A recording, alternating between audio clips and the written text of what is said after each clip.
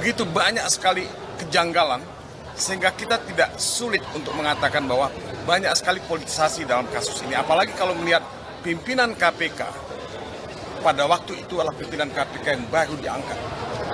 Ya, belum lama ya diangkat. Nah, apa memang tidak ada pekerjaan kasus korupsi yang lain yang harus dikerjakan? Kenapa mesti Hasto Kristianto yang kebetulan sekjen PDIP yang akan menghadapi Kongres PDIP dalam waktu dekat ini? Saya tidak tahu tanggal berapa, tapi tidak salah kalau publik menduga atau punya prasangka bahwa Hasto ini dibegal, dicekal untuk tidak boleh menjadi sekjen PDIP.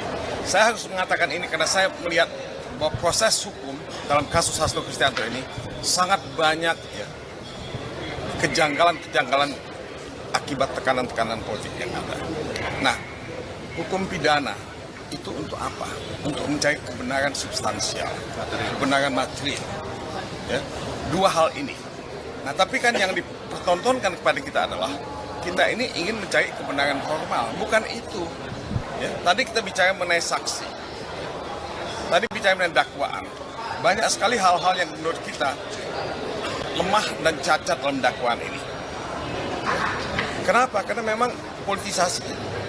Jadi pikiran kita sebetulnya bukan mencari kebenaran dalam proses-proses semacam ini yang saya lihat dari proses persidangan. Mindset kita itu udah mindset punitif. Ngerti punitif? Mindset menghukum. Bukan mindset mencari kebenaran material. Nah, inilah kelemahan dalam proses peradilan politik. Nah, karena ini proses peradilan politik, seharusnya pengadilan bersikap arif dan bijaksana menerima eksepsi kami dan menyatakan bahwa tidak ada dasar, tidak ada alasan untuk meneruskan proses ini. Nah, ada satu prinsip lagi dalam disebut equality in arms. Equality in arms itu apa? Itu memberikan keadilan, fairness, justice kepada kedua belah pihak, baik penuntut umum maupun kuasa hukum. Nah, yang kita lihat penuntut umum yang punya waktu banyak sekali, termasuk memanggil saksi-saksi yang kebetulan orang KPK. Kita ini tidak dapat, kita ada deprivasi hak untuk menghadirkan saksi-saksi yang meringankan kita. Nah, ini tidak fair. Ini tidak fair sama sekali.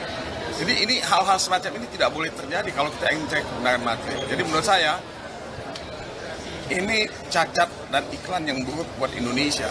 Karena dunia melihat Indonesia sebagai negara hukum, dan sebagai negara hukum kita tidak menegakkan hukum sesuai dengan due process of law, sesuai dengan aturan hukum yang berlaku, dan ini akan dicatat ya sebagai satu iklan yang jelek buat Indonesia untuk ya mengundang ya tadi disebut oleh Roni investor asing.